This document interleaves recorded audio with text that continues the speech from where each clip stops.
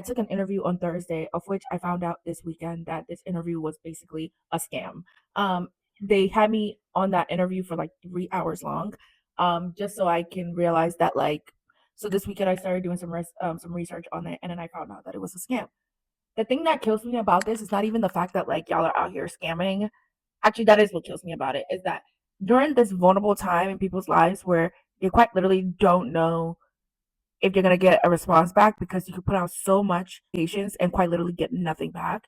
For you guys to perpetuate an interview that took away hours that I could have been dedicating to applying or pouring back into myself or something like that, it's actually diabolical. And I reached back out to them and I literally told them, and I was like, I found out from the actual company that they are now affiliated with this. What do you guys gain by doing this during people's vulnerable times? And I know that it's not going to stop with me. It's going to be multiple people who are going to be impacted by this because there are multiple people on the job market. And it's really just such a sad time to know that people are taking advantage of this when it's like, okay, how are you going to try to scam me when at the end of the day, I'm trying to get a job. So I need money. So what are you going to get from me out of this situation besides wasting my time? Which you still don't get any gain out of it.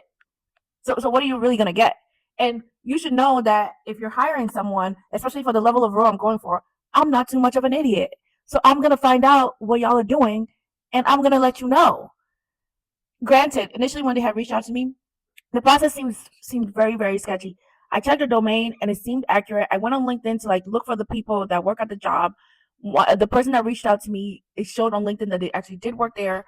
Although they were like, they were people operating manager as opposed to like a recruiter status.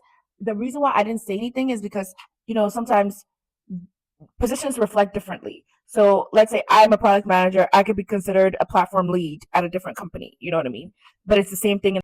I went on there and she seemed legit. And then I went to see other people who worked there. And one of the people that they had told me to reach out to also had the same name. So they took the names of people and then they put it in like the domain and had the domain look like it's from the job, but all together it wasn't.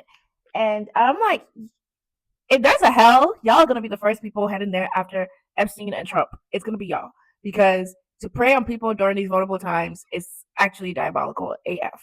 And I wish them and their family every evil that they receive. Amen.